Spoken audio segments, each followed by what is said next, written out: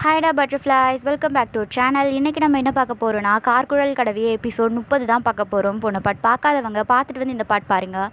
அப்போ தான் இந்த பாட்டு உங்களுக்கு புரியும். ஓகேடா, வாங்க நம்ம ஸ்டோரியை ஆரம்பிக்கலாம். மதிய டைம் இன்றைக்கி உங்களுக்கு பிஇடி பீரியட். கிளாஸில் இருந்து எல்லாருமே சேர்ந்து இன்றைக்கி கிளாஸ் வேண்டாம், நம்ம விளையாட போகிறோம் அப்படின்னு எல்லோரும் ஒன்று சேர்ந்து அடம் பிடிச்சி உங்களை ஸ்கூல் கிரவுண்டில் விட உங்களுக்கும் விளையாட போகிறது கொஞ்சம் ரிலாக்ஸாக இருக்குது. கடந்த சில நாட்களாக நீங்கள் படித்து இப்போது கொஞ்சம் விளையாடுறது கூட உங்களுக்கு ஆர்வமாக இருக்குது. உங்கள் ஃப்ரெண்டு ஏன் நம்ம 2 பேரும் இப்போ ரிங் விளையாடலாம், நான் தூக்கி போடுறேன், நீ கேட்ச் பிடி அப்படின்னு சொல்லிக்கிட்டு உங்களை கூட்டிகிட்டு போய் விளையாடிட்டுருக்கா. 5 நிமிஷம் நீங்கள் சந்தோஷமாக விளையாடிட்டுருக்கீங்க. உங்கள் நெத்தியில் இருந்த வேர்வை சுரக்க, உங்கள் முகத்தில் ஒரு வித அரிப்புத்தன்மையை உருவாக்க முகத்தை தொடச்சிக்கிட்டே விளையாடிட்டுருக்கீங்க. அந்த வெயிலோட தாக்கம் நேரடியாகவே உங்கள் முகத்தில் தாக்குனதும் உங்களால் அதை தாங்கிக்கவே முடியல. சூரிய கதிர்கள் நேராக உங்கள் கண்ணை வழி பாய்வதை போல் ஃபீல் பண்ண நீங்கள் அவசரமாக அங்கேருந்து நகர்ந்து நிழலில் போயிட்டு நீங்கள் நின்றுக்கிறீங்க. ஏன் நீ மட்டும் ஏன் தனியாக உட்காந்துட்ருக்க அப்படின்னு கேட்டுக்கிட்டே சூஜன் உங்கள் பக்கத்தில் வந்தவன் உங்கள் முகத்தை பார்த்து ஷாக் ஆயிடுறான். ஏன் உன்னோட முகத்துக்கு என்ன ஆச்சு, எதை பற்றி கேட்குறான்னு புரியாத நீங்கள் என்ன ஆச்சு அப்படின்னு கன்னத்தையும் நெத்தியும் தொட்டு பார்த்தபடியே கேட்க, உன் முகம் ஏன் இவ்வளோ ரெட்டிஷாக இருக்குது, உனக்கு உடம்பு ஏதாவது சரியில்லையா அப்படின்னு கேட்க, ரொம்ப வேகமாக ஓடி போயிட்டு அங்கேருந்த குழாயில் உங்கள் முகத்தை கழுவிட்டு திரும்பி வர உங்கள் முகத்தில் ஒரு துளி சூரிய வெளிச்சம் பட்டால் கூட உங்கள் முகம் நெருப்பில் எறிகிற மாதிரி இருக்குது. ஒரு வேளை அந்த க்ரீமோட சைடு எஃபெக்டோ, அவளால் அது யோசிக்காமல் இருக்கவே முடியல. அங்கே ஸ்டாஃப் ரூம் பக்கத்தில் இருந்த ஒரு கண்ணாடியில் உங்கள் முகத்தை பார்த்த உங்களுக்கு பேரதிர்ச்சியாக இருக்குது. உங்கள் தோலோட தடிமம் குறைஞ்சு கன்னத்துக்குள்ளே ஓடுற ரத்தோட நரம்புகள் கூட கண்ணுக்கு அப்பட்டமாக தெரியுது. உங்களுக்கு என்ன பண்ணுறதுனே புரியல. க்ரீம் போட்டால் வெள்ளையாகிடலான்னு மட்டுமே யோசிச்சிங்க. ஆனால் இப்படியெல்லாம் அதோட விளைவு கொடுக்குன்ட்டு நீங்கள் எதிர்பார்க்கவே இல்லை. கருப்பாக இருந்தாலும் உங்கள் முகம் அவ்வளோ பஞ்சு மாதிரி அவ்வளோ சாஃப்டாக இருக்கும். இப்போது அந்த மென்மையெல்லாம் காணாமல் போய் உங்கள் தோல் கொஞ்சம் கடினமாகிட்ட மாதிரி நீங்கள் ஃபீல் பண்ணுறீங்க. ஆரம் நம்ம எப்படி ஒரு கோலத்தில் பார்த்தா என்ன பண்ணுவான், இன்னும் 2 டேஸில் நமக்கு பர்த்டே வருது, இந்த விஷயத்தினால அவன் நம்ம மேலே கோவப்பட்டு நம்மக்கிட்ட பேசாமல் போயிடுவானோ, என்னோடய முகம் அருவருப்பாக இருக்குதுன்னு நம்மளை வெறுத்து ஒதுக்கிடுவானோ அப்படின்னு உங்கள் மனசு பதறுது. வாட்டர் பாட்டில் எடுத்து அகைன் உங்கள் ஃபேஸை கழுவிட்டே இருக்கீங்க. வெயிலோட தாக்கம் குறைஞ்சதுக்கப்புறமே உங்கள் கன்னத்தில் இருந்து எரிச்சலும் லேசாக குறையிற மாதிரி ஃபீல் பண்ணுறீங்க. ஆரம்பம் எப்படி ஃபேஸ் பண்ணுறதுனே உங்களுக்கு தெரியல. ஈவினிங் டைம் வீட்டுக்கு கிளம்புற வரையும் உங்கள் முகத்தில் இருந்த அந்த சிவப்பு குறையவே இல்லை. முன்னை விட இப்போது மாநிறமாக இருந்தாலும் உங்களுக்கு ஏனோ இப்போ அந்த நிறம் சுத்தமாக பிடிக்கவே இல்லை. ஆரம் இதுக்கு முன்னாடியே சொல்லியிருக்கான் அவனுக்கு இந்த கருப்பு நிறம் தான் பிடிக்கும் அப்படின்ட்டு. ஆனால் நீங்கள் இப்போது பண்ணி வச்ச காரியத்தினால அவனுக்கு நம்மளை பிடிக்காமல் போயிடுமோ, நான் அகெயின் முன்ன மாதிரி கருப்பாக்கி விட்டால் சந்தோஷமாக இருக்குமோ அப்படின்னு உங்களுக்கு தோணுது. ஆரம் கிட்டே போயிட்டு வாங்கி கட்டிக்கிறதுக்கு பதிலாக வீட்டிலேருந்தே சரி பண்ணலான்னு சொல்லிவிட்டு உங்கள் முகத்தை சரி பண்ணிக்கலாம், அப்போ தான் பர்த்டே அன்னைக்கு நம்ம முகத்தை அவன்கிட்ட காட்ட முடியும் அப்படின்னு மனசில் நினச்சிக்கிட்டேன். நீங்கள் சூஜனை கூப்பிட்டு உங்களுக்கு உடம்பு சரியில்லை, இன்றைக்கி நான் டியூஷனுக்கு வரமாட்டேன், ஆரம்பிக்கிட்ட சொல்லிவிடு அப்படின்னு வீட்டுக்கு வந்துடுறீங்க. உங்கள் அம்மாவை கூட பார்க்காம ஸ்ட்ரைட்டாக ரூமுக்கு போயிட்டு டோரை லாக் பண்ணிவிட்டு கண்ணாடி முன்னாடி வந்து நிற்க உங்களோட தோற்றம் அவங்களுக்கு இன்னும் பயமுறுத்துது. அடக்கடவுளே, சைடு எஃபெக்ட் வரும்னு சொன்னாங்க, ஆனால் அதுக்குள்ளே வருமா, அப்படின்னா எனக்கு ஸ்கின் கேன்சர் வந்துருச்சா, இன்னும் கொஞ்ச நாளில் நான் சாக போகிறேன்னா, இப்போ என்ன பண்ணுறது அப்படின்னு பதட்டத்தோடையும் அப்படி இப்படியும் நடந்துக்கிட்டே இருக்க அந்த டைம் காலேஜ் முடிச்சுட்டு ரூமுக்குள்ளே வந்த மீயா உங்களோட பதட்டமான தோற்றத்தை பார்த்து, உனக்கு என்ன ஆச்சு, ஏன் இப்படி குறுக்குன்னு எடுக்குமா நடந்துட்டுருக்க, போய் ஒரு இடமாயிரு அப்படின்னு சொன்னவா உங்கள் முகத்தில் இருக்கிற காயத்தை பார்த்து, ஏன்னு உனக்கு என்ன ஆச்சு, எப்படி திடீர்னு உன் முகத்தில் இப்படி அலர்ஜி, இல்லையே அதெல்லாம் எதுவும் இல்லையே, நான் நல்லா தான் இருக்கேன், இன்னைக்கு பிஇடி பீரியட் விளையாடும்போது பூச்சி கடிச்சிருச்சு அப்படின்னு ரெஸ்ட் ரூம்குள்ளே போயிடுறீங்க. உங்களுக்கு வெளியில் வரவே மனசே இல்லை. அங்கே டியூஷன் சென்டரில் உங்களுக்காக வெயிட் பண்ணிகிட்டு இருந்த ஆரம் நீங்கள் இன்னும் வராமல் போயிடுவோம். இவளுக்கு ரொம்ப திமிராக போயிடுச்சு, இவளுக்கு ஒரு ஷாக் ட்ரீட்மெண்ட் கொடுத்தா தான் சரிப்பட்டு வரும் அப்படின்னு புலம்பிக்கிட்டே நெக்ஸ்ட் டேக்காக நோட்ஸ் எல்லாம் எடுக்க ஆரம்பிச்சிட்ருக்கான். வாசல் பக்கத்தில் காலடி சத்தம் கேட்டதும் நீங்கள் வந்துட்டீங்களோ அப்படின்னு விலக அந்த டைம் தனியாக உள்ள வந்த சூஜன் உங்களுக்கு உடம்பு சரியில்லை, அவன் இன்னைக்கு வரமாட்டான்றதை சொல்ல இவ்வளோ நேரம் உங்கள் முகத்தை பார்க்க தவமாக காத்துட்டு இருந்தவனுக்கு அந்த கேள்வி ஒரு வித பதட்டத்தை கொடுக்க, என்ன ஆச்சு அப்படின்ட்டு அவன் கேட்டுக்கிட்டே வேகமாக சூஜன் பக்கத்தில் வரவும் அவன் கண்ணில் இருந்த காதலையும் தவிப்பையும் சூஜனால் நல்லாவே ஃபீல் பண்ண முடியுது. இல்லை அது ஒன்றும் இல்லை மாஸ்டர், அவளுக்கு லேசாக காய்ச்சல் அடிக்கிற மாதிரி இருந்துச்சு, உடம்பு ரொம்ப டல்லாக இருக்கிறதா சொல்லிட்டு இருந்தா, அதனால தான் லீவ் போட்டிருக்கா, நீங்கள் வேணாலும் அவளுக்கு கால் பண்ணி பேசுங்க அப்படின்னா ஆரம் ஒரு நொடி கூட யோசிக்காமல் வேகமாக அவங்க அம்மா நம்பருக்கு ஃபோன் செய்ய அது சுவிட்ச் ஆஃப்னு வருது. இவ்வளோ நாளாக கோல்டாக இருந்தவனுக்கு உங்களுக்கு உடம்பு சரியில்லைன்னு ஒன்றுமே அவனுக்கு என்னமோ மாதிரி ஆகிடுச்சு. அவன் வேறு வழி இல்லாமல் மியா நம்பருக்கு கால் பண்ண. அதை பார்த்த மியா ரொம்ப நாள் கழிச்சு அவன் ஃபோன் பண்ணுறதை பார்த்ததுமே அட்டன் பண்ணி காதில் வைக்க, ஒய்யனுக்கு என்னாச்சு, அவளுக்கு உடம்பு சரியில்லையா? மியா எந்த பதிலும் சொல்லாமல் சைலண்ட்டாக இருக்க. ப்ளீஸ் மியா, நமக்குள்ளே நடக்கிற விஷயங்களை நான் அப்புறமா பேசிக்கலாம். இப்போ அவளுக்கு என்ன ஆச்சுன்னு சொல்லு. அவள் இப்போ எப்படி இருக்கா? ஆரமோட குரலில் இருந்த பதட்டத்தை மியாவால் ஃபீல் பண்ண முடியுது. ஆனால் அவன் இவ்வளோ பயப்படுற அளவுக்கு எதுவும் இல்லையே, அவன் நல்லா தானே இருந்தா. பூச்சி ஏதோ கடிச்சிருச்சுன்னு சொன்னான், அதுக்காகவா இவ்வளோ பதறான் அப்படின்னு ஒன்றும் புரியாமல், இப்போ பரவாயில்ல, அவள் ரெஸ்ட் ரூமில் இருக்கா, பயப்படுற அளவுக்கு எதுவும் இல்லை அப்படின்னு சொல்ல, ஓகே அவளை கொஞ்சம் பார்த்துக்கோ ப்ளீஸ், இன்றைக்கி எதுவும் படிக்கக்கூட வேண்டாம், அவளை ரெஸ்ட் எடுக்க சொல்லு அப்படின்னு வரிசையாக சொல்லிகிட்ருக்க. ஒயன் மேலே காட்டுற அக்கறை அவளுக்கு கொஞ்சம் பிரமிப்பாக இருக்குது. இதுக்கு முன்னாடி கிறிஸ்டஃபரை லவ் பண்ணிகிட்ருக்க நேரத்தில் கூட அவளுக்கு உடம்பு சரியில்லாமல் போயிருக்கும். ஆனால் அப்போ எல்லாம் அவன் என்னன்னு கூட ஒரு வார்த்தை கேட்டிருக்க மாட்டான். ஆனால் ஆரம் இவ்வளோ பதறது அவளுக்கு ஆச்சரியமாகவும் அதே நேரம் கொஞ்சம் பொறாமையாகவும் இருக்குது. நீங்கள் உங்கள் முகத்தில் ஐஸ் கட்டியை வச்சுட்டீங்க, கத்தாழையை வச்சுட்டீங்க, உங்கள் கையில் கிடக்கிற எல்லா பொருளையும் எடுத்து உங்கள் முகத்தில் இருக்கிற அந்த சிவப்பு அதெல்லாம் போக்குறதுக்காக ட்ரை பண்ணிகிட்ருக்கீங்க. பட் எதுவுமே கை கொடுக்கவே இல்லை. அந்த நாள் அப்படியே கழிய சரியாயிடும் அப்படின்னு நீங்களும் தூங்கிடுறீங்க. இத்தனை நாள் அதிகாலையிலே எழுந்திரிச்சு படிக்கலான்ட்டு உங்கள் முகத்தை கழுவிட்டு புக் எடுத்துக்கிட்டு வந்தீங்க. அப்போ ஏதோ யோசனையோடைய கண்ணாடியை பார்க்க உங்களுக்கு ரொம்ப அதிர்ச்சி ஆகிடுச்சு. உங்கள் முகத்தில் இருந்த சிவப்பு மறையிறதுக்கு பதிலாக இன்னும் அதிகமாக இருக்குது. அதோடு சேர்த்து அங்கங்கே பொறி பொறியாக இருக்குது. உங்கள் கண்ணெல்லாம் கலங்குது. நமக்கு மட்டும் ஏன் இப்படிலாம் நடக்குதுன்ட்டு. நாளைக்கு என்னோடய பிறந்த நாள். இதுவரை என் பர்த்டேவை நான் சந்தோஷமாக கொண்டாடினதே கிடையாது. ஃபர்ஸ்ட் டைம் ஆரம் என் கூட இருக்கார். அதை சந்தோஷமாக கொண்டாடலான்னு நினச்சா கடவுள் என்னை ஏன் எப்படி சோதிக்கிறாரு அப்படின்னு கண்ணை தொடச்சிக்கிட்டே உங்கள் முகத்தை பார்த்துட்டு இருந்தவங்களுக்கு கண்ணீர் படும் இடமெல்லாம் எரியுது. உங்களால் அழக்கூட முடியல. அன்றைக்கி ஸ்கூல் போகாமல் லீவ் எடுத்துக்கிறீங்க. உங்கள் அம்மாவும் உங்கள் முகத்துக்கு என்னவோ செஞ்சு பார்த்துட்டாங்க, எதுவும் வேலைக்காகவே இல்லை. மதிய டைம் ஆக ஆக உங்கள் முகத்தில் இருந்த அரிப்பு இன்னும் அதிகமாகிற மாதிரி ஃபீல் பண்ணுறீங்க. ரூமை மூடிட்டு வீட்டுக்குள்ளேயே இருக்கீங்க. அந்த நேரம் ஹாலில் ஆரமோட குரல் கேட்டவளுக்கு ஒரு நொடி தூக்கி வாரி போட்டுடுச்சு. யார்கிட்ட உங்கள் முகத்தை காட்டவே கூடாதுன்னு நினச்சிங்களோ அவனே உங்கள் வீட்டுக்கு வந்து விட இப்போ உங்களுக்கு எங்கே போய் ஒளிஞ்சுக்கிறதுனே தெரியல. ஹாலில் உட்காந்துருந்த ஆரமோட கண்ணு மூடி இருந்த பெட்ரூமே தான் பார்த்துட்டே இருக்கான். நேற்று அவளை பார்க்க முடியாதனால காலையில் அவளை பார்த்துட்டு போகலான்னு ஸ்கூலுக்கு வெளியில் வெயிட் பண்ணிகிட்ருப்பான். அப்போ தான் அவள் ஸ்கூலுக்கு இன்றைக்கி லீவுன்ட்டு பதில் சொல்லிட்டு போனது உண்மையாகவே அவளுக்கு உடம்பு ரொம்ப மோசமாக இருக்குதோ அப்படின்னு அவனுக்கு கையும் ஓடலை காலும் ஓடலை. அவனுக்கு காலேஜ் போகக்கூட முடியலை. உங்களை பார்த்தா தான் அவனுக்கு மனசு சரியாகுன்ற ரீதியில் இருந்தவன் மதியத்துக்கு மேலே அவனை கண்ட்ரோல் பண்ணிக்க முடியாமல் அவங்க வீட்டுக்கே வந்திருப்பான். இங்கே வந்ததுமே உங்கள் தரிசனம் கிடைக்காம இருக்கா. ஆண்டி ஒயன் வந்தானா நான் நோட்ஸ் கொடுத்துட்டு கிளம்பிடுவேன், இதோ கூப்பிட்றேன்ப்பா அப்படின்னு உங்கள் அம்மா ஒயன் உன்னோட டியூஷன் மாஸ்டர் வந்திருக்காரு பாரு அப்படின்ட்டு அந்த கதவை தட்ட. கொஞ்சம் அமைதிக்கு அப்புறம் அந்த ரூம் டோர் ஓப்பன் பண்ணிவிட்டு வெளில வந்து நீங்கள் உங்கள் முகத்தில் ஒரு மாஸ்க் போட்டிருக்க துப்பட்டாவை உங்கள் தலையில் போட்டு மாஸ்க்கை மறைக்காத இடங்களெல்லாம் மறைச்சிருக்கீங்க. உங்களோட கோலத்தை புரியாமல் பார்க்க உங்கள் அம்மாவுக்கு அவையே இப்படி வந்து நிற்கிறானே புரியலை. ஒய்யன் என்ன இது கோலம் அப்படின்னு கேட்க, இல்லைம்மா ரொம்ப கோல்டாக இருக்குது, இருமல் வந்துகிட்டே இருக்குது, அதான் மாஸ்க் போட்டிருக்கேன், குளிருது அதனால தான் ஷாலை போத்திருக்கேன் அப்படின்ட்டு காரணம் சொல்ல, எப்போ பாரு உனக்கு விளையாட்டு தான் ஒய்யன் அப்படின்னு சொன்னவர், தம்பி ஒரு நிமிஷம் நான் காஃபி போட்டு எடுத்துகிட்டு வரேன் அப்படின்னு சொல்லிவிட்டு அவர் கிச்சன் போக கிச்சனை ஒரு பார்வை பார்த்துவேன். நீ ஓகேவா? நான் நல்லா தான் இருக்கேன் இன்றைக்கி அப்படின்ட்டு அவங்க பேசிக்கிட்டே இருக்கும்போது வெளியிலேருந்து ஒரு குரல் கேட்க வெளியில் வந்த உங்கள் அம்மா இவரை எப்போ வர சொன்னால் எப்போ வந்திருக்காரு, தம்பி ஒரு நிமிஷம் பக்கத்து வீட்டுக்கு மட்டும் போயிட்டு வந்துடுறேன் அப்படின்னு சொல்லிட்டு உங்கள் அம்மாவும் அங்கேருந்து கிளம்பிடுறாங்க. அவங்க அங்கேருந்து போனதுமே அடுத்த நொடி உங்கள் பக்கத்தில் வந்தவன், உனக்கு என்ன ஆச்சு, ஏன் இதெல்லாம் போட்டிருக்க அப்படின்னு சொல்லிக்கிட்டே உங்கள் பக்கத்தில் வர உங்களுக்கு உங்கள் முகத்தை அவன் பார்த்துருவானோ அப்படின்னு ஒரு பயம், உங்கள் அம்மா வந்துடுவாரோன்ற ஒரு பதட்டம், ஒரு பக்கம் ரெண்டுமே சேர்த்து உங்கள் நெத்தியில் வியர்க்க வைக்க அந்த வேர்வை படுற எல்லாம் எரியுது. அதுவும் நீங்கள் அந்த மாஸ்க் போட்டிருக்க உள்ளுக்குள்ளே எல்லாம் அப்படியே தக தக தகன்னு இருக்குது. உங்களால் ரொம்ப நேரம் தாக்கு பிடிக்க முடியல. அம்மா வருவாங்க, நீங்கள் நோட்ஸ் கொடுத்துட்டு கிளம்புங்க அப்படின்னு சொல்லிட்டு வேகமாக பெட்ரூம்குள்ளே நுழைய பார்க்க உங்கள் கையை பிடிச்ச வாலில் பின் பண்ணவன் உங்கள் துப்பட்டாவை விளக்க பார்க்க நீங்கள் என்ன பண்ணுறீங்க, அம்மா எப்போ வேணால் உள்ளே வருவாங்க, நீங்கள் இப்படியெல்லாம் பண்ணுறதை பார்த்தா பிரச்சனை ஆகிடும், முதல்ல தள்ளி போங்க அப்படின்னு நீங்கள் சொல்லிகிட்ருக்க. அதெல்லாம் காதில் வாங்கிக்காமா உங்கள் தலையில் இருக்க துப்பட்டாவை விளக்குனவன் நீங்கள் வியர் பண்ணியிருக்கிற மாஸ்க்கை கழட்டுறான். சிவப்பா அங்கங்கே பொறி பொறியாக இருக்க உன் முகத்துக்கு என்ன ஆச்சு அப்படின்னு புரியாமல் கேட்க அவசரமாக அவனை தள்ளிவிட்டு அகைன் அந்த துப்பட்டாவை எடுத்து உங்கள் ஃபேஸை கவர் பண்ணிக்கிறீங்க. அது எனக்குன்னு உங்களுக்கு நீங்கள் க்ரீம் போட்டு வெள்ளையாக நினச்ச விஷயம் அவனுக்கு தெரிஞ்சிடுமோ அப்படின்னு உங்களுக்கு பயமாக இருக்குது.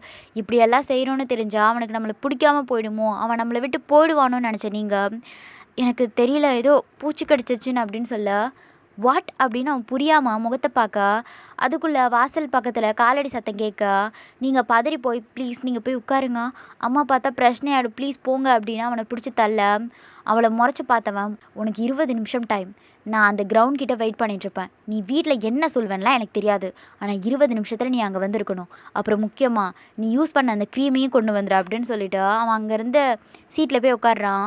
நீங்கள் ஷாக்காக அவன் முகத்தையே பார்க்குறீங்க, இவனுக்கு எப்படி இந்த விஷயம் தெரிஞ்சிச்சு அப்படின்ட்டு உங்களுக்கு சுத்தமாக புரியலை.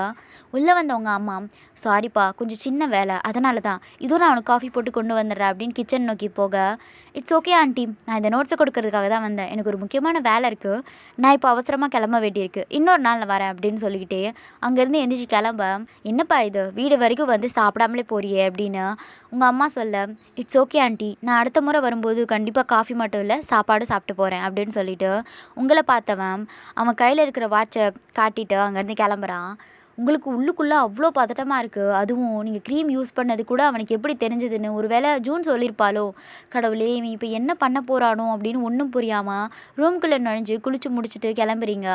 அம்மா நான் என் ஃப்ரெண்டு வீட்டுக்கு போயிட்டு வந்துடுறேன் அப்படின்னா, உன் ஃப்ரெண்டுங்க எல்லோரும் இப்போ ஸ்கூலில் தானே இருப்பாங்க, இப்போ நீ யாரை பார்க்க போகிற அப்படின்னு உங்கள் அம்மா சந்தேகமாக கேட்க, அட கடவுளே இதை மறந்து சொல்லிட்டோமே, இப்போ என்ன சொல்லி சமாளிக்கிறது அப்படின்னு திருன்னு விழிக்க, அம்மா அது அந்த ஃப்ரெண்டு என் கூட 10th வரைக்கும் என் கூட படித்தா இல்லையா, இப்போ கூட டிப்ளமோ சேர்ந்துருக்காளே, அவள் தான் அடுத்து என்னை காலேஜ் சேர்றதை பற்றி எல்லாம் சொல்லணும்னு சொல்லிட்டு இருந்தா, நான் போய் பார்த்துட்டு வந்துடுறேன் அப்படின்னு சொல்லிட்டு வாசலை நடக்க, ஒயன் வெயிலில் அங்கேயும் இங்கேயும் சுற்றிட்டு இருக்காத, ஏற்கனவே உன் முகத்தை பார்த்ததானே, இப்போ தான் கொஞ்ச நாளாக கலர் வெளுத்த மாதிரி இருக்க, மறுபடியும் வெயிலில் சுற்றி கருப்பாக்கிடாத, ஏதாவது வந்தா அப்படின்னு சொல்ல ஆரம்பிக்கும் போதே உங்கள் அம்மாவை திரும்பி பார்த்து முறைச்சவங்களுக்கு, நானே என் நேரத்தை அப்படி தானே நினச்சிட்ருக்கோம், இதில் அம்மா சொல்கிறதுல என்ன ஆகிட போகிறதுன்னு நினச்சேன், நீங்கள் எந்த பதிலும் சொல்லாமல் அவசரமாக அங்கேருந்து கிளம்பி ஆரம் எப்போதும் உங்களை இறக்கி விடுற இடத்துக்கு போக, அங்கே அவனும் முகம் முழுக்க அவ்வளோ கோவத்தோட காருக்குள்ளே உட்காந்து உங்களை தான் திட்டிக்கிட்டே இருக்கான். நீங்கள் தயங்கிக்கிட்டே அந்த கார் பக்கத்தில் வர ஜன்னலில் ஓப்பன் பண்ணவன் சீக்கிரம் ஏறு அப்படின்றான். நீங்கள் வேண்டாம் அப்படின்ட்டு எதுவும் மறுப்பு சொல்ல வர, ரொம்ப ஸ்ட்ராங்காக உன்னை காரில் ஏற சொன்னேன் அப்படின்னா அதுக்கு மேலே அவன்கிட்ட ஒரு வார்த்தை கூட பேசாமல் காரில் ஏறி உட்காந்துக்கிறீங்க. கார் ரொம்ப வேகமாக அங்கேருந்து கிளம்புது. காரோட வேகத்திலேயே அவன் எவ்வளோ கோவமாக இருக்கான்னு உங்களுக்கு புரியுது. அவன் உங்ககிட்ட காட்ட முடியாத கோவத்தை எல்லாம் ஆக்சிலேட்டரில் காட்டிகிட்டு இருக்கான். அடுத்த 10 நிமிஷத்தில் ஒரு பெரிய ஹாஸ்பிட்டலுக்கு கூட்டிகிட்டு வந்தவன் காரை நிறுத்த, அந்த இடத்த பார்த்து உங்களுக்கு பயத்தோடையே, இல்லை பரவாயில்ல இதெல்லாம் தானாக சரியாக போயிடும் அப்படின்னா உங்களை இன்னும் முறைச்சவன் வேகமாக உங்கள் தலையில் இருக்கிற துப்பட்டாவை பிடுங்கி பின் சீட்டில் எரிஞ்சவன் ஒரு கையால் உங்கள் முகத்தை திருப்பி உங்கள் முகத்தை பார்க்க வைக்க, உங்கள் அருவருப்பான முகத்தை அவனுக்கு பார்க்க பிடிக்காதுன்னு தானே உங்கள் முகத்தை திருப்பிக்க, ஆனால் அதுக்கு வாய்ப்பே கொடுக்காம உங்கள் சின்ன திருப்பி உங்கள் முகத்தை பார்க்க வைக்கிறான். உங்கள் கண்ணையே பார்த்துட்டே இருக்கான். உங்களுக்கு ஹார்ட் பீட் பயங்கர வேகமாக துடிச்சிட்டே இருக்கு. அதே படப்படப்போடையே அவனை பார்த்த நீங்கள் என்ன சொல்கிறதுன்னு தெரியாமல் சின்ன குழந்தை மாதிரி அவன் முகத்தை பார்க்க, ஆனால் ஆரம் உங்கள் முகத்தை வேகமாக விட்டுட்டு கார்லேருந்து இறங்கினவா உங்கள் பக்கம் வந்து கார் கதவை திறந்து வா அப்படின்னு கூப்பிட, நீங்கள் தயங்கிக்கிட்டே இல்லை ஹாஸ்பிட்டல்லாம் வேண்டாம் அது சரியாயிடும் அப்படின்னு சொல்கிறது அவன் காதிலே வாங்காமல் உங்கள் கையை பிடிச்சி இழுத்துட்டு ஹாஸ்பிட்டல் நுழைய, வேறு வழி இல்லாமல் அவன் கூட போகிறீங்க. தென் டாக்டர் உங்கள் தோலை செக் பண்ணிவிட்டு உங்களுக்கு ஒரு ஊசியை போட்டுட்டு சில க்ரீமு சில மாத்திரை அதெல்லாம் எழுதி கொடுத்து உங்களுக்கு பல அட்வைஸ்லாம் கொடுத்து அனுப்பி வைக்கிறாங்க. உங்களை கூட்டிகிட்டு வந்து அகைன் காருக்கு வந்த ஆரம் எதுவும் பேசாமல் காரை ஸ்டார்ட் பண்ணிவிட்டு உங்கள் வீட்டை நோக்கி வந்துட்டுருக்கு. இவன் இவ்வளோ அமைதியாக இருக்கிறது உங்களுக்கு என்னவோ மாதிரி இருக்குது. நீங்கள் தயங்கிக்கிட்டே ஐம் சாரி அப்படின்னா வண்டியை கோவமாக ஓரங்கட்டி நிறுத்தினவன், உனக்கு இப்போ என்னடி பிரச்சனை அப்படின்னு கேட்க, நீங்கள் என்ன சொல்கிறதுன்னு தெரியாமல் தயங்கிக்கிட்டே நகர பார்க்க, உங்களை இறுக்கி பிடிச்சி உன்கிட்ட தான் கேட்குறேன், உனக்கு இப்போ என்ன பிரச்சனை, எதுக்காக நீ வெள்ளையாகணும்னு நினைக்கிற, அது அது வந்து வெள்ளையாக இருந்தால் தானே அழகாக இருப்பாங்க அதனால தானே அப்படின்னு திக்கி திக்கி சொல்ல, உங்கள் 2 கையும் அவன் கைக்குள்ளே வச்சு உங்கள் கண்ணை பார்த்த ஆரம், எங்கே பாரு உண்மையாகவே நீ ரொம்ப அழகாக இருக்க, உனக்கு அது புரியுதா இல்லையா, ஒவ்வொருவருக்கும் ஒவ்வொரு விஷயம் யூனிக்காக இருக்கும், இங்கே நீ அழகுன்னு நினைக்கிறதெல்லாம் அழகு கிடையாது, இந்த நிறம் ஒரு விஷயமே கிடையாது, யாரோ வெளிநாட்டிலேருந்து வந்தவன் நம்ம அடிமைப்படுத்துறதுக்காக வெள்ளை தான் உயர்ந்தது கருப்பு தாழ்ந்ததுன்னு நம்ம மனசில் இயல்பாகவே ஒரு தாழ்வு மனப்பான்மையை ஏற்படுத்தி விட்டு போயிட்டான். நீயும் மற்றவங்க மாதிரி இருக்காத ஒயன், நம்முடைய நேரம் நம்ம வளரும் சூழலுக்கு ஏற்ற மாதிரி இருக்கும், தேவையில்லாமல் மாற்றணும்னு நினைக்காத, உண்மையாகவே உன்கிட்டேருந்து நான் இப்படி ஒரு விஷயத்தை எதிர்பார்க்கவே இல்லை, நீ உன் திறமை மீது தான் நம்பிக்கை வச்சுருக்கன்னு நான் நினச்சேன், நீ என்னுடைய நம்பிக்கையை உடைச்சிட்ட அப்படின்னு ரொம்ப சோர்வோடு சொன்னவன் அதுக்கு மேலே எதுவும் பேசாமல் அவன் சீட்டில் சாஞ்சபடி வெளியில் வேடிக்கை பார்த்துட்டு உட்காந்துருக்கான். உங்களுக்கு அவனை எப்படி சமாதானப்படுத்துறதுனே தெரியல. அவன் சொல்கிற வார்த்தைகள் எல்லாம் உங்களுக்கு புரிஞ்சுதான் இருக்குது, ஆனால் ஏதோ ஒரு சூழ்நிலையில் உங்களுக்கு வெள்ளையாக இல்லைன்ற தாழ்வு மனப்பான்மை இருந்துக்கிட்டே தான் இருக்குது. மாதிரி ஒரு பர்சன் நம்மளை பிடிச்சிருக்குன்னா நம்ம அழகாக தான் இருக்கோம் அப்படின்னு மனசுக்குள்ள சமாதானப்படுத்துகிற நீங்கள் ஐம் சாரி, இனிமேல் நான் அப்படியெல்லாம் எதுவும் செய்ய மாட்டேன் அப்படின்னா உங்கள் கையை எடுத்து அவன் தலை மேலே வச்சவன் என் மேலே சத்தியம் பண்ணி சொல்லு. இப்போ மட்டும் இல்லை, லைஃப்பில் எப்போவும் நீ உன் நேரத்தை மாற்ற முயற்சி பண்ணவே கூடாது. சுற்றி இருக்கிறவங்க எல்லாரும் நீ அழகில்லைன்னு சொல்கிறாங்கன்னா அவங்க எல்லாருக்காகவும் நீ மாற வேண்டிய அவசியம் கிடையாது. அவங்களோட எண்ணம் தப்பு. நீ அவங்களுக்கு புரியவை. நீ தான் இந்த உலகத்தில் அழகுன்னா அவங்களுக்கு புரியவை. இதை விட்டுட்டு மற்றவங்களுக்காக உன்னை மாற்றிக்க முயற்சி பண்ணாதடி அப்படின்னு சொல்ல அவ்வளோ அழுத்தமாக அவ்வளோ உரிமையாக சொல்லும்போது உங்களுக்கு எதுவும் 10 பூஸ்ட்டை ஒன்றா குடித்த மாதிரி அவ்வளோ எனர்ஜெட்டிக்காக இருக்க ஒரு முடிவுக்கு வந்த நீங்கள் நான் சத்தியம் பண்ணி தரேன், கண்டிப்பாக நான் இனி இப்படியெல்லாம் எதுவும் பண்ண மாட்டேன் அப்படின்னு சொல்லி முடிக்கும்போதே உங்களை இழுத்து டைட்டாக ஹக் பண்ணவன் நீ ரொம்ப அழகாக இருக்க, இதை நீ முதல்ல நம்பு. அடுத்தவங்க என்ன சொல்கிறாங்கன்றதெல்லாம் முக்கியம் இல்லை, உன்னை பற்றி நீ என்ன நினைக்கிறன்றது தான் முக்கியம். உன்னை நீயாவே ஏற்றுக்கோ. First love yourself please டி. அவன் பேசுகிறத கேட்டுட்டு இருந்த நீங்கள் என்னால் அது முடியாதுன்னு சொல்ல உங்கள் வார்த்தையில் அவசரமாக அவளை விட்டு விலகியா உங்கள் முகத்தை பார்த்தவன் ஏன்னு கேட்க நான் படித்து முடிக்கிற வரைக்கும் யாரையும் லவ் பண்ண மாட்டேன்னு ஒருத்தருக்கு சத்தியம் பண்ணி கொடுத்துருக்கேன், அதை மீறி என்னால் யாரையும் லவ் பண்ண முடியாது அப்படின்னு. அதை கேட்ட ஆரம்பிக்கு இவ்வளோ நேரம் இந்த இருக்க எல்லாம் குறைஞ்சு லேசாக அவன் லிப்ஸில் லைட்டாக ஸ்மைல் வருது. உங்கள் நெத்தியில் லைட்டாக தட்டி விட்டவன் லூஸு அப்படின்றான். அவன் சிரிக்கிறத பார்த்ததுக்கப்புறம் தான் உங்களுக்கு உயிரே வந்துச்சு.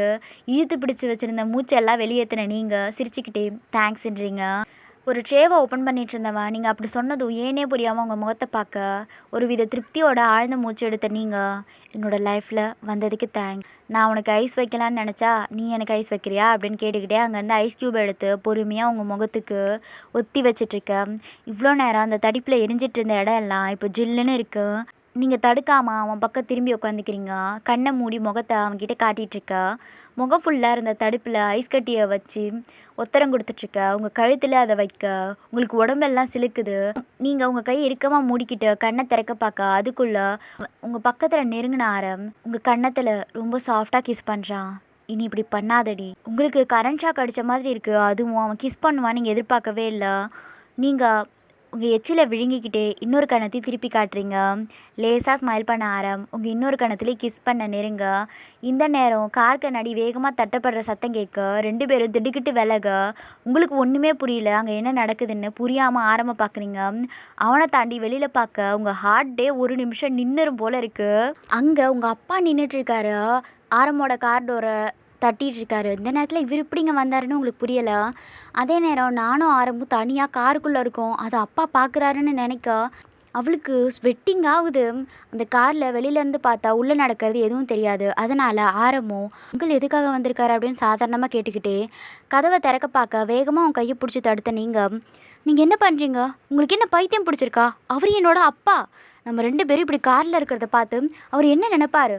அவ்வளோதான், இனிமேல் அவர் என்னை டியூஷனே அனுப்ப மாட்டார், ஸ்கூலுக்கு கூட அனுப்ப மாட்டார் அப்படின்னு வேகமாக நீங்கள் சொல்ல அப்போ தான் அதை யோசிச்ச ஆரம் இட்ஸ் ஓகே நான் ஏதாவது சொல்லி சமாளிக்கிறேன் அப்படின்னு அவன் கதவை திறக்க பார்க்க இல்லை வேண்டாம் அப்படின்னு நிறுத்தின நீங்கள் அவசரமாக அந்த சீட்டை சாய்ச்சி பின் இருக்கைக்கு ஓடி போயிட்டு மறைஞ்சிக்கிட்டீங்க. நீங்கள் கதவை திறங்க. அந்த நேரத்தில் நானும் பின் வழியாக கீழே இறங்கிடுறேன் அப்படின்னு. ஆரம்பிக்கு இதில் துளி கூட விருப்பம் இல்லை. ஹே இதெல்லாம் எதுவும் தேவையில்லை, நான் ஏற்கனவே உங்ககிட்ட சொல்லியிருக்கேன், நான் திருட்டுத்தனமாக எந்த விஷயத்தையும் செய்ய மாட்டேன். அதே மாதிரி உன்னை திருட்டுத்தனமாக இப்படி அனுப்பி வைக்க நான் ஒன்றும் எதுவும் தப்பு பண்ணலை. ஒழுங்காக முன்னாடி வா. எனது எந்த தப்பு பண்ணலையா? முத்தம் கொடுக்கறது தப்பு கணக்கில் வராதோ அப்படின்னு யோசிச்சாலும் அதெல்லாம் முடியாது, சீக்கிரம் கதவை திறங்க அப்படின்னு சொல்லிக்கிட்டே உங்கள் கார் கதவில் கை வைக்க வேறு வழி இல்லாமல் அவங்க கார் கதவை அன்லாக் பண்ண நேரம் பொறுமையாக கார்லேருந்து மறைவாக கீழே இறங்கிக்கிறீங்க. கீழே இறங்கி ஆரம் சொல்லுங்கள் அங்கிள் அப்படின்னு கேட்க அவர் கண்கள் காருக்குள்ளே அலைப்பாயுது. இன்றைக்கி ஹோட்டலில் நடந்த விஷயம் அவருக்கு கண் முன்னாடி வந்து போகுது. எப்பவும் போல் ஒரு ஹோட்டலில் ஆரமோட அப்பா ஒரு பிஸ்னஸ் மீட்டிங்காக வந்துட்டு போக அதுக்கப்புறம் அவங்க வேலை பார்த்துட்டு இருந்த ஒரு சிலர் மாறன் ரொம்ப பெரிய ஆள் தான்டா, 2 பொண்ணு வச்சுருக்கான், நல்ல பணக்கார பசங்க கூட பேச விட்டு நல்லா காசு சம்பாரிச்சு விடுவான் அப்படின்னு ஒருத்தவன் அவர் காது படவே பேசிட்டு போகிறத கேட்ட மாறனுக்கு கோவம் வந்தது. அவர் அவனை அடித்து விட நான் என்ன இல்லாதையா சொன்னேன், உன் பொண்ணு எப்போ பாரு அந்த ஆரம் சார் கூட தான் சுற்றிட்டு இருக்கா, நல்லா பணக்காரனாக பார்த்து கோத்து விட்டுட்ட, அப்புறம் இனி எதுக்கு இப்படியெல்லாம் வேலை செஞ்சு கஷ்டப்படுற, அவர்கிட்டே கொஞ்சம் பணம் வாங்கி ஏதாவது ஹோட்டல் வச்சு நீ ஓனராக இல்லாம்ல, நல்ல பிஸ்னஸ் அப்படின்னு கொச்சையாக பேச அவர் கோவமாக வந்தது. ஏன் பொண்ணு அவர்கிட்ட டியூஷன் படிக்கிறா, அதனால தான் அவர்கிட்ட பேசுகிறா அப்படின்னு ஸ்ட்ராங்காக சொல்ல அவர் எவ்வளோ பெரிய பணக்காரர் எவ்வளோ பெரிய கோடீஸ்வரர்னு உனக்கு தெரியுமா, அவர் ஏன் உன் பொண்ணுக்கிட்ட டியூஷன் எடுக்கிறாரு, எங்கள் தலையில் என்ன முட்டாளன்னு எழுதி வச்சிருக்கா என்ன? இந்த கதையெல்லாம் வேற யார்கிட்ட போய் சொல்லு அப்படின்னு அவனும் பதிலுக்கு சொல்ல, அவர் சண்டை போட்டு பாதியிலேயே வேலையிலேருந்து கிளம்பிட்டாரு. வீட்டுக்கு வர வழி காரை பார்த்தவருக்கு அந்த காரணங்கள் வீட்டின் பக்கத்தில் இருந்தும் ஒருவேளை 2 பேரும் மீட் பண்ணுறாங்களோ வேகமாக அவர் கதவை தட்ட, நீங்கள் இல்லாததை பார்த்தது கொஞ்சம் நிம்மதியாக இருக்கு அவருக்கு. தம்பி நான் சொல்கிறேன், நீ தப்பாக நினச்சிக்க வேண்டாம். நீ ஒயனுக்கு டியூஷன் எடுக்க வேண்டாம். பார்க்குறவங்க எல்லாம் ஏதோ தப்பாக பேசுகிறாங்க. நமக்கு தெரியும் நம்மளோட மனசு சுத்தம். ஆனால் சுற்றி இருக்கிறவங்க எல்லாரும் தப்பாக பேசினா அது அவங்களுக்கு தானே பிரச்சனையாகும். இனி இதெல்லாம் தேவையில்லை அப்படின்னு அவர் சொல்ல, அதை கேட்டு பதறல, பெருசாக எந்த ரியாக்டும் பண்ணலை. ப்ளீஸ் தம்பி, இனிமேல் நீங்கள் என் பொண்ணை பார்க்க வேண்டாம், அவகிட்ட எதுவும் பேச வேண்டாம். அவள் என்ன படிக்கிறாளோ அதை படித்து அவள் பாஸ் ஆகட்டும். இதுக்கு மேலே உங்களோட உதவி எங்களுக்கு தேவையில்ல, உங்களுக்கு புரியும்னு நான் நினைக்கிறேன் அப்படின்னு இதெல்லாம் கேட்டுட்டு இருந்த நீங்கள் அவன் நிச்சயமாக அதுக்கு மறுப்பு தெரிவிப்பான்னு வெயிட் பண்ணிட்டுருக்க. ஆனால் ஆரம்பம் ஓகே அப்படின்னுறான். உங்களோட காதல் கொண்ட மனம் பெருசாக அடி வாங்குது. அவன் நம்மளை இவ்வளோ ஈஸியாக விட்டு கொடுத்துட்டான்னு சொல்லி நீங்கள் எதிர்பார்க்கவே இல்லை. அதுக்கு மேலே நீங்கள் அங்கே இல்லாமல் பொறுமையாக அங்கேருந்து நகர்ந்து வேற ஒரு வழியாக உங்கள் வீட்டை நோக்கி போயிடுறீங்க. முன்னாடி நின்றுட்டு இருந்த மாறன் ரொம்ப தேங்க்ஸ் தம்பி அப்படின்னு சொல்லிட்டு அங்கேருந்து நடக்க பார்க்க, உலகத்தின் தலை சிறந்த அப்பா என்னோட அப்பான்னு தான் நினச்சிட்டு இருந்தேன், ஆனால் அவரை விட நீங்கள் ரொம்ப உயர்ந்தவராக இருக்கீங்க அப்படின்னு சொல்ல, அவன் குரலில் இருந்த நக்கலை உணர்ந்த மாறன் போகாமல் அவனை திரும்பி பார்க்க, உங்கள் மகள் எப்படி போனாலும் உங்களுக்கு பிரச்சனை இல்லை. அவள் படித்தாலும் படிக்கட்டாலும் முன்னேறினாலும் முன்னேறலானாலும் அவள் கஷ்டப்பட்டாலும் அழுதாலும் அதெல்லாம் உங்களுக்கு பிரச்சனை இல்லை. உங்களை சுற்றி இருக்கிறவங்க என்ன பேசுகிறாங்க அது மட்டும்தான் உங்களுக்கு முக்கியம், அப்படி தானே? அவன் கேள்வியில் தடுமாறினவர், அப்படியெல்லாம் கிடையாது தம்பி, நீங்கள் ரொம்ப பெரிய பணக்காரர். உங்களோட ஸ்டேட்டஸ்க்கு நாங்கள் எல்லாம் உங்கள் பக்கத்தில் கூட நிற்க முடியாது. ஆனால் நீங்கள் என் பொண்ணுக்கிட்ட டியூஷன் சொல்லி கொடுக்குறதெல்லாம் அப்படின்னு யோசிச்சுட்டு இருக்க. அவர் முன்னாடி கை நீட்டி தடுத்த உங்கள் பொண்ணு உங்கள் மேலே ரொம்ப நிறையா பாசம் வச்சுருக்கா. நீங்கள் ரொம்ப நல்ல அப்பான்னு நினச்சிட்டு இருக்கா. ப்ளீஸ் அவகிட்ட சொல்லிடுங்க, நீங்கள் ஒரு சராசரி ஆள் தான். அடுத்தவங்களுடைய வார்த்தைகளுக்காக உங்கள் சொந்த மகளோட கனவையும் லட்சத்தையும் காலில் போட்டு நசுக்கிற ஒரு மோசமான ஆளுன்னு உங்கள் பொண்ணுக்கிட்ட சொல்லுங்கள். அதை கேட்ட மாறனுக்கு கொஞ்சம் கோவமாக சொல்லவும், என்ன அங்கிள் கோவம் வருதா? நீங்கள் என்ன சொல்லியிருந்தாலும் நான் உங்களை மன்னிச்சிருப்பேன். ஆனால் உங்கள் மகளோட படிப்பை இவ்வளோ அசால்ட்டாக எடுத்துக்கிட்டது என்னால் ஏற்றுக்க முடியாது. ஒயன் நல்லா படிப்பா, அவள் ஸ்கூல் ஃபஸ்ட் மார்க் எடுப்பா, அவள் நிறையா படித்து என் அப்பாவோட ஸ்டேட்டஸ் அளவுக்கு அவள் உயர்வா. அது கண்டிப்பாக நடக்கதான் போகுது. அதுக்கு தான் நான் நேர்முகமாகவோ மறைமுகமாகவோ பின்னாடி இருந்து நான் உதவி பண்ண போகிறேன். அவன் நல்ல நிலைமைக்கு வந்ததுக்கப்புறம் நீங்கள் எப்படி அவகிட்ட முகத்தை கொடுத்து பேசுவீங்க அப்படின்னு அவன் பேச, மாறனுக்கு குற்ற உணர்வாக இருக்குது. அவர் எந்த பதிலும் சொல்லாமல் அமைதியாக தரையை பார்த்தபடி நிற்க, நீங்கள் தான் சுற்றி இருக்கிற 4 பேருக்காக பயந்துட்டீங்க. அவளையாவது அவளோட லைஃப்பை வாழ விடுங்க. அவளுக்கு உதவி செய்ய முடியலன்னா கூட பரவாயில்ல, இப்படி அவளை போட்டு மீண்டும் புதக்குழியிலேருந்து அவளுடைய வாழ்க்கையை நாசமாக்காதீங்க அப்படின்னு கோவமாகவும் அழுத்தமாகவும் சொல்லிவிட்டு அவன் காரில் ஏறி அவன் கோவத்தை கட்டுப்படுத்த ட்ரை பண்ணுறான். கொஞ்ச நேரம் மன உடைஞ்சு போய் அப்படியே நின்றுட்டு இருந்த மாறன் அகைன் ஆரம்போட்ட பேசலான்னு சொல்லி கதவை தட்ட நினச்சவர் தென் என்ன நினச்சாரோ அமைதியாக அங்கேருந்து போயிட்டாரு. அவர் கிளம்புன பின்னும் ஆரம்புக்கு கோவம் இருக்கு. அப்போதான் இங்கேன்னு ஒருத்தி காரில் இறங்கினதான் அவனுக்கு ஞாபகம் வர, அவசரமாக கார்லேருந்து இறங்கி அந்த பக்கம் வந்து பார்க்க, நீங்கள் எங்கேயுமே இல்லை. காரை சுற்றி பார்த்தவன் நீங்கள் எங்கே போயிட்டீங்க அப்படின்னு பார்க்க, கண்ணு கெட்டிய தூரம் வர நீங்கள் எங்கேயுமே இல்லை. இவன் எப்போ போனா? அடியே லூஸு, நாளைக்கு உனக்கு பர்த்டே, உன்கிட்ட நான் ஒரு முக்கியமான விஷயம் சொல்ல நினச்சேன், அதுக்குள்ளே எங்கடி காணாமல் போனேன் அப்படின்னு அவன் உள்ளுக்குள்ளே புலம்புறான். அங்கே நடந்து போகிற மாறனை பார்க்க ரொம்பவும் குழம்பி போயிருக்கன்றது அவர் முகத்திலே தெரியுது. அதுதான் அவனுக்கு தேவைப்பட்டது. உங்களோட விஷயத்தில் யார் குறுக்க வந்தாலும் அவனால் அனுமதிக்க முடியாது. அது உங்கள் சொந்த அப்பா அம்மாவே இருந்தாலும் அவங்கள அப்புறப்படுத்தி விடுவான். அந்த நைட் வீட்டு பால்கனியில் உட்காந்துட்டு இருந்த ஃபர்ஸ்ட் டைம் ரொம்ப டென்ஷனாக இருக்கான். நம்ம ஏன் இவ்வளோ டென்ஷனாக இருக்கிறோன்ட்டு அவனுக்கே தெரியல. அவனோட பர்த்டே கூட அவன் இந்த அளவுக்கு பரபரப்பாக இருந்ததில்ல. ஆனால் அவங்களோட பர்த்டேக்காக அவளுக்கு என்ன பரிசு தருவதுன்னு அவனுக்கு தெரியவே இல்லை. நைட் டைம் நெருங்க அவனுக்கு கொஞ்சம் பதட்டமாக இருக்குது. கடைசியாக ஒரு முடிவுக்கு வந்தவன் ஃபோன் எடுத்து மைக்கேல் நம்பருக்கு கூப்பிட, ரிங் போயிட்டே இருக்குது. ஆப்போசிட் சைட்லேருந்து அவன் எடுக்கவே இல்லை. பொறுத்து பார்த்தவன் இந்த மைக்கேலுக்கு என்ன ஆச்சு, ஏன் ஃபோன் அட்டன் பண்ணவே இல்லை, ஒரு முறை நேர்லேயே பார்த்துட்டு வந்துடலாம் அப்படின்னு சொல்லி அவன் பைக் எடுத்துகிட்டு கிளம்பிடுறான். அவனை பொறுத்தவரை உங்களோட ஏரியாவுக்கு போகிறதுக்கு ஏதாவது ஒரு காரணம் வேணும். சோகமான முகத்தோட உங்கள் கையில் புக்கை வச்சுக்கிட்டு உட்காந்துருந்த உங்கள் கண்கள் புத்தகத்தை தவிர்த்து உங்கள் மூளையில் எதுவுமே பதியவே இல்லை. உங்கள் அப்பா கிட்ட சொன்னது மாதிரி இனி நம்மளை பார்க்க மாட்டானா, என்கிட்ட பேச மாட்டானா அப்படின்னு உங்கள் மனசு அதே யோசிச்சுட்டே இருக்க. ஒயன் அப்படின்னு குரல் கேட்டே நிமிர்ந்து பார்க்க, அங்கே உங்கள் அப்பாவும் அம்மாவும் எங்கேயோ கிளம்பி நிற்கிறத பார்த்தது கொஞ்சம் குழப்பமா, எங்கே போகிறீங்க, என்னவா என் மறந்துட்டியா? நாளைக்கு உன் அத்தை மருமகளோட தங்கச்சிக்கு கல்யாணம். இன்னைக்கு நைட்டு ரிசப்ஷன் இருக்குது. நானும் அப்பாவும் அங்கே தான் போகிறோம். காலையில் கல்யாணம் முடிச்சுட்டு சீக்கிரமாக வந்துடுறோம். அது வரைக்கும் பத்திரமா இருங்க. சரின்ற மாதிரி தலையாச்சிட்டு உங்கள் அப்பாவோட முகத்தை பார்க்குறீங்க. அவர் ஆரம்பிக்கிட்ட பேசின வார்த்தைகளால் அவளை புரிஞ்சுக்கொள்ள முடியாதனாலும் அதை ஏற்றுக்கொள்ள முடியலை. இதனால் வரையிலும் அவன் நம்மக்கிட்ட தப்பாக பேசினதில்லை, தப்பாக நடந்துக்கிட்டதில்லை. நம்ம மட்டும் அவன்கிட்ட அளவுக்கு அதிகமான உரிமை எடுத்துக்கிட்டுறோமோ அப்படின்றது உங்களுக்கு தோணுது. அவனோட அத்தனை வேலையிலையும் போட்டுட்டு நமக்கு டியூஷன் எடுத்து நம்ம நல்லா படிக்கணுன்ட்டு எல்லாமே பண்ணிகிட்ருக்கும்போது அப்பா அவர்கிட்டமே போயிட்டு இப்படி சொன்னதும் அவளுக்கு கஷ்டமாக இருக்குது. அதே நேரம் தன் அப்பாவை எதிர்த்தும் அவளால் எதுவும் சொல்ல முடியாது. அதனால் அமைதியாக அவங்க அப்பா முகத்தை பார்க்க மாறனால விஷயத்தில் ஒரு முடிவுக்கு வர முடியலை. தன் மகளோட படிப்பா இல்லை சுற்றி இருக்கிறவங்களோட பேச்சான்னு குழம்பிட்டு இருந்தவர் ஒரு கட்டத்தில் மகளோட படிப்பு தான் முக்கியம்னு முடிவுக்கு வந்துட்டார். அவங்க வீட்டில் பெருசாக பர்த்டே கொண்டாடி பழக்கம் கிடையாது. அவங்களோட அதிகபட்ச பர்த்டே கொண்டாட்டமே கிளாஸில் இருக்கிறவங்களுக்கு சாக்லேட் வாங்கி கொடுக்கறது மட்டுமா தான் இருந்துச்சு. நேற்றே நீங்கள் சாக்லேட் வாங்குறதுக்கான பணத்தெல்லாம் உங்கள்கிட்ட கொடுத்துருப்பாங்க. எதுவும் சொல்லாமல் சரின்னு சொன்ன நீங்கள் அகெயின் உங்களால் படிப்பில் கான்சன்ட்ரேட் பண்ண முடியாதனால இழுத்து போற்றி தூங்க ஆரம்பிச்சிடுறீங்க. உங்களோட ஏரியாக்குள்ளே நுழைய அவன் கண்கள் உங்கள் வீடு இருக்கிற பக்கம்தான் பார்த்துட்ருக்கு. அதை பார்த்தபடியே மைக்கிளோட வீட்டுக்கு முன்னாடி வண்டியை ஸ்டாப் பண்ணவா அந்த சத்தம் கேட்டு வெளில வந்த மைக்கிள் ஏன் திடீர்னு இங்கே வந்திருக்கான் அப்படின்னு ஒன்றும் புரியாமல் வேகமாக அவன் பக்கத்தில் வந்து, மச்சான் என்ன ஆச்சுடா? ஏதாவது பிரச்சனையா? ஏதாவது எமர்ஜென்சியா அப்படின்னு கேட்க, இல்லை அதெல்லாம் எதுவும் இல்லைடா, உனக்கு கால் பண்ண நீ எடுக்கலை, அதான் என்னாச்சுன்னு கேட்டு போகலான்னு வந்தேன். அவன் பதிலில் ஷாக்கான மைக்கிள், எனது கால் பண்ணி எடுக்கலைன்னு இந்த நேரத்தில் வந்தியா? அவனும் ஆமான்ற மாதிரி தலையை ஆரமோட பார்வை வேற எங்கோ இருக்கிறத ஃபீல் பண்ணவான். ஓஹோ, கதை அப்படி போகுதா அப்படின்னு இழுக்க அவனை அடித்த ஆரம், இல்லை அதெல்லாம் எதுவும் இல்லை, அவளுக்கு நாளைக்கு பர்த்டே, என்ன கிஃப்ட் கொடுக்கறது, என்ன சர்ப்ரைஸ் பண்ணுறதுன்னு ஒன்றுமே தெரியல, அதான் சும்மா வந்தேன்.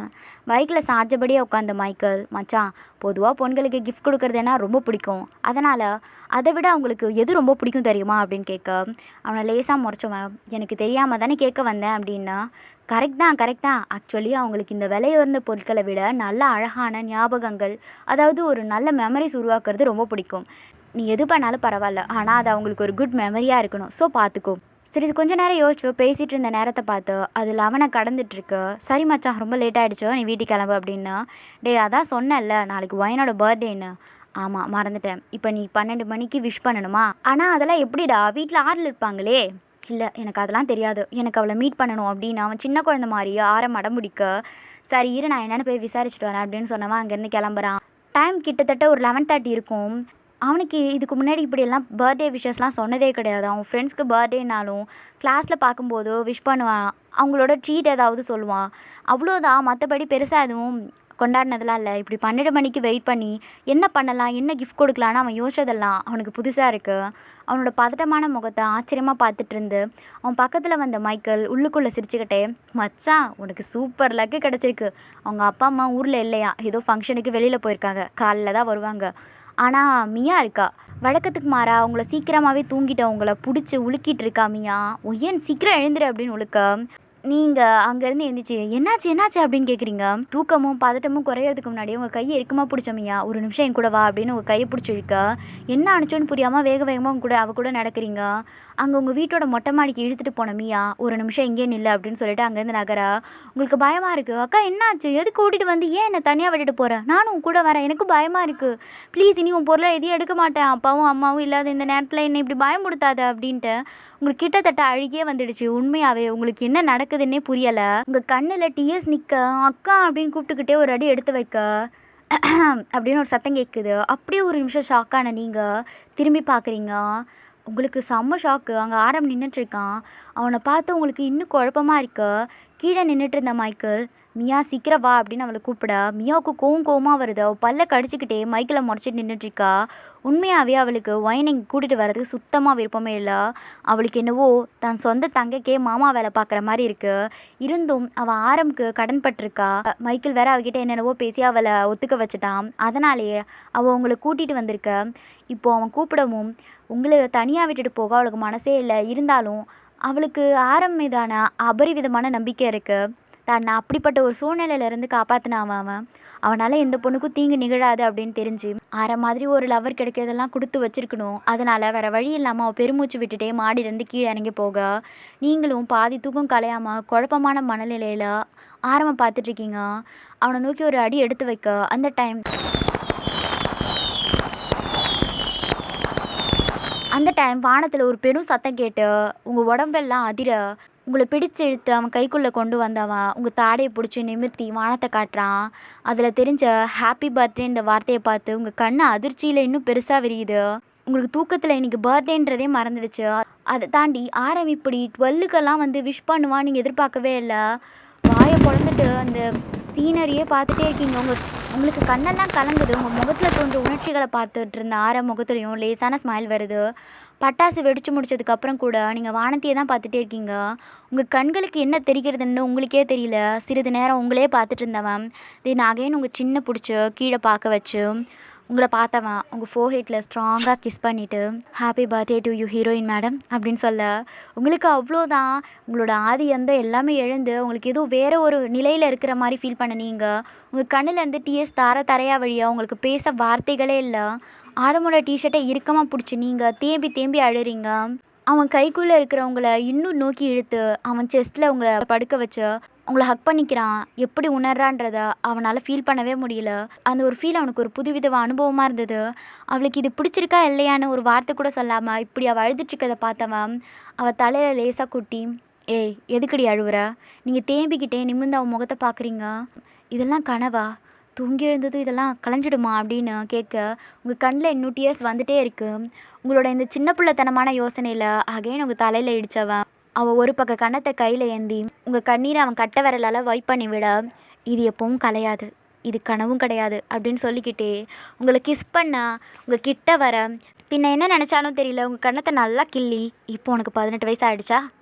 நீங்களும் உங்கள் லிப்ஸை பைட் பண்ணிகிட்டே வெக்கத்தோடையே ஆமான்ற மாதிரி தலையசைக்க உங்களை பார்த்து லைட்டாக ஸ்மைல் பண்ணவன், ஆனாலே நீ சின்ன பொண்ணு தாண்டி குட்டி பாப்பா அப்படின்னு சொல்லி நல்லா கிள்றான்.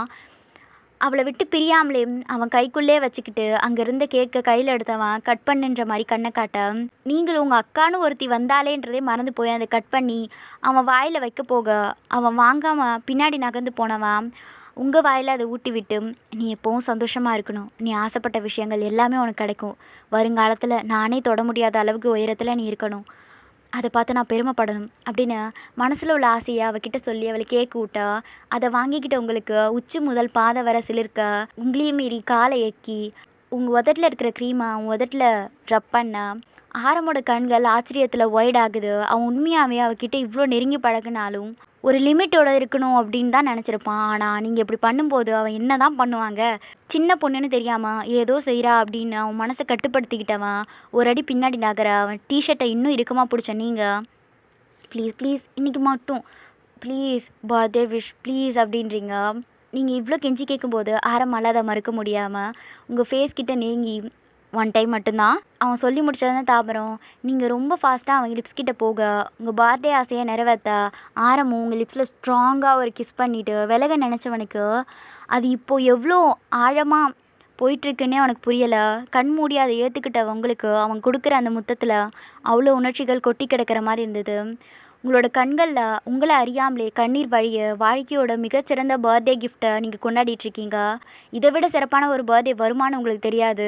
ஒருவேளை வந்தாலும் இதை விட சிறப்பாக இருக்குமான்னு அது உங்களுக்கு தெரியாது. ஆரமால் அந்த கிஸ்லேருந்து விலக நினச்சாலும் உங்கள் பர்த்டே கிஃப்டாக அந்த கிஸ்ஸை கேட்கவும் அவனுக்கு வேறு வழி இல்லாமல் உங்களுக்கு கொடுக்க ஸ்டார்ட் பண்ணவன் அவனோட மொத்த காதலையும் பாசத்தையும் உங்களுக்கு அந்த ஒரு முத்தத்தில் வாரி வழங்கிட்டு பொறுமையாக அவன்கிட்டேருந்து விலகி நின்னவன் அவனை ஆஸ்வாசப்படுத்தி கொள்ள முடியாமல் அவன் தலையை கோதுறான். அகைன் அவளை இழுத்து அவன் முகத்தில் எல்லை இல்லாத முத்தத்தை கொடுக்க உங்களுக்கு உடம்பெல்லாம் ஒரு ஷாக் அடித்த மாதிரி இருக்குது. உங்கள் கீழ் உதட்டை மொத்தமாக வசப்படுத்தினவன் உங்களோட பிஞ்சு உதட்டில் மெய் மறந்து போகிறான். ஏதோ ஒரு கட்டத்தில் தான் எல்லாம் மீறுறோமோன்றதை ஃபீல் பண்ணவன் சடனாக அவளை விட்டு விலகி அவள் ஃபோர்ஹெட்டில் கிஸ் பண்ணுறான். அவனுக்கு மனசுக்குள்ளே ஒரு மாதிரியாக இருக்குது. அவனாவே இவ்வளோ ஸ்ட்ராங்காக கொடுத்த ஃபர்ஸ்ட் கிஸ் இது.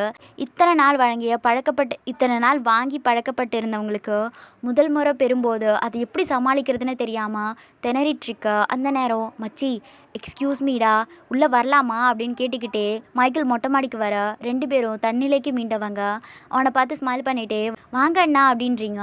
அங்கே அவன் பின்னாடி வர உங்கள் அக்காவை பார்த்ததும் ஒரு நிமிஷம் ஷாக் ஆயிடுறீங்க. இவங்களுக்கு கடுப்பாக இருக்குது, இவங்க இவ்வளோ நேரம் என்ன செஞ்சுருப்பாங்கன்னு யோசனையோட அவள் பார்த்துட்ருக்க. உங்கள் ஆப்போசிட்டில் வந்த Michael happy birthday you sister, இது அண்ணாவோட ஒரு சின்ன கிஃப்ட் அப்படின்னு சொல்லி உங்கள் கையில் ஒரு குட்டி கிஃப்ட்டை கொடுக்க அதை வாங்கின நீங்கள் தேங்க்யூ ஸோ மச் அப்படின்னு சொல்லிவிட்டு அதை வாங்கிக்கிறீங்க.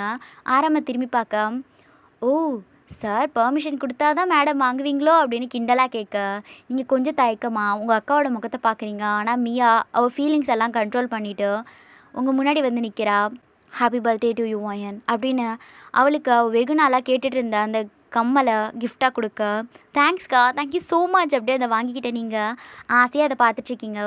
உங்கள் கையை பிடிச்ச மியா, டைம் ஆகிடுச்சு ஒயன், யாராவது பார்த்தா பிரச்சனை ஆகிடும், நீங்கள் இப்போ கிளம்புங்க, நான் அவளை கூட்டிகிட்டு போகிறேன் அப்படின்னு சொல்லிட்டு அங்கேருந்து 2 அடி நடக்க உங்களோட இன்னொரு கையை பிடிச்ச மியா டோன்ட் மைண்ட், நான் ஒயன் பக்கத்தில் கூட்டிகிட்டு போயிட்டு வந்துட்டுமா, ஜஸ்ட் 15 மினிட்ஸ் அவ்வளோதான் அப்படின்னு அவகிட்ட பெர்மிஷன் கேட்க, மியா செம்ம ஷாக்கோட, சீனியர் நீங்கள் என்ன கேட்குறீங்கன்னு உங்களுக்கு புரியுதா?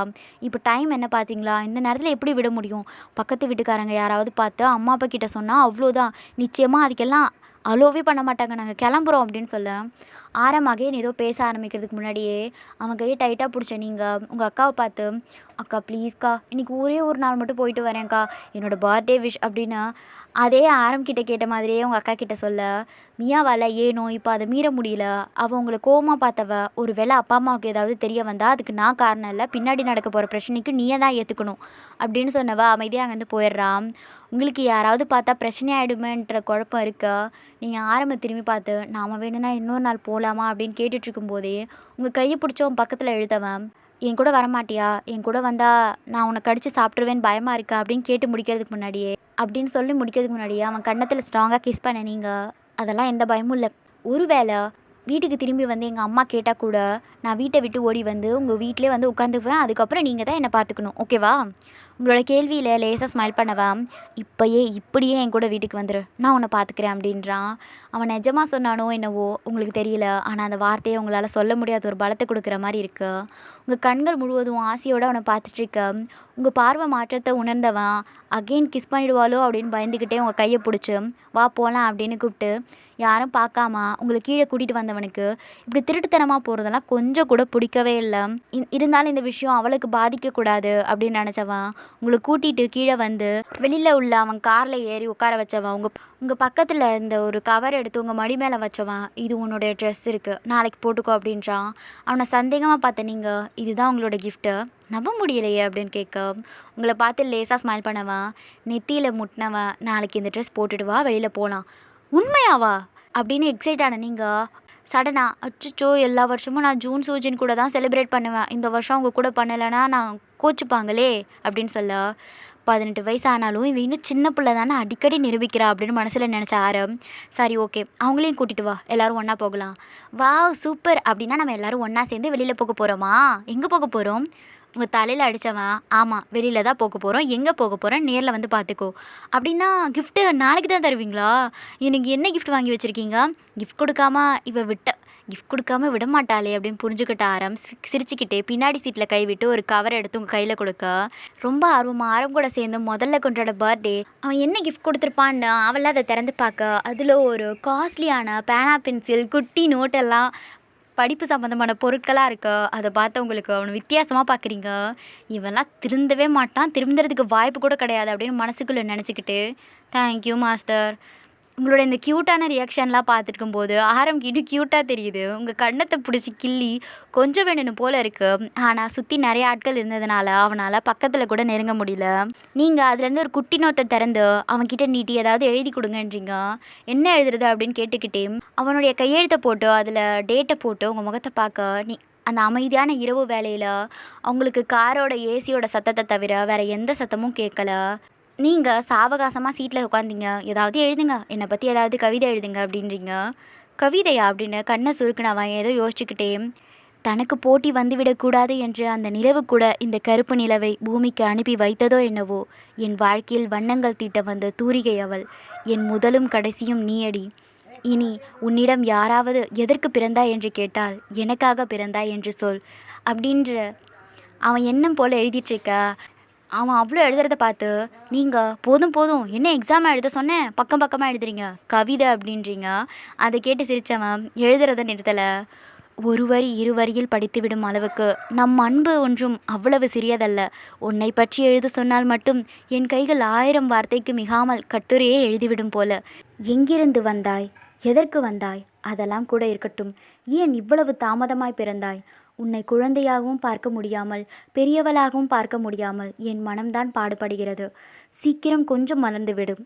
நீ கேட்ட அனைத்தையும் கொடுப்பேன், கேட்காததையும் சேர்த்து கொடுப்பேன். நம்ஜுனுடைய ஒயனுக்கு பிறந்த நாள் வாழ்த்துக்கள் அப்படின்னு எழுதி கையெழுத்து போட்டுட்டு க்ளோஸ் பண்ணி உங்கள் கையில் கொடுத்தவன் வீட்டுக்கு போயிட்டு படி அப்படின்றான். நேரம் பேசிட்டு உங்களுக்கு நேரம் போனதே தெரியல. நேரத்தை பார்த்த சரி டைம் ஆகுது, நீ போ, காலையில் மீட் பண்ணலாம், நான் வந்து உன்னை பிக்கப் பண்ணிக்கிறேன்றான். உங்களுக்கு ஏனோ அவனோட போக வேணும் போலேயே இருக்கு. எங்கள் அக்கா கிட்ட பேசி என்னை கூட்டிகிட்டு போயிடுவீங்களா? இன்றைக்கி ஒரு நாள் தான் உங்கள் கூட இருக்கவா? அடி வாங்க போகிறேன், அப்படியெல்லாம் பண்ணக்கூடாது, நான் பண்ணவும் மாட்டேன். இப்போ போயிட்டு சம்மத்து குழந்தையா வீட்டில் தூங்குவியான், காலையில் நான் வந்து உன்னை கூட்டிகிட்டு போவேன் சரியா அப்படின்னு அவன் உங்கள் கண்ணத்தை பிடிச்சி கொஞ்சம் வேறு வழி இல்லாமல் எப்போடா விடியும்னு நினச்சேன் நீங்கள். சரி நான் போயிட்டு வரேன் அப்படின்னு சொல்லிட்டு கார் கதவை திறக்க போனீங்க. ஏதோ ஞாபகம் வந்து அவன் பக்கத்தில் நெருங்கி அவனை ஹக் பண்ணிவிட்டு அவன் நெக்கில் கிஸ் பண்ணுறீங்க. தேங்க்யூ அப்படின்னு சொல்லிட்டு வேகமாக அங்கேருந்து ஓடிடுறீங்க. ஓகேடா, நெக்ஸ்ட் பார்ட்டில் சந்திப்போம்.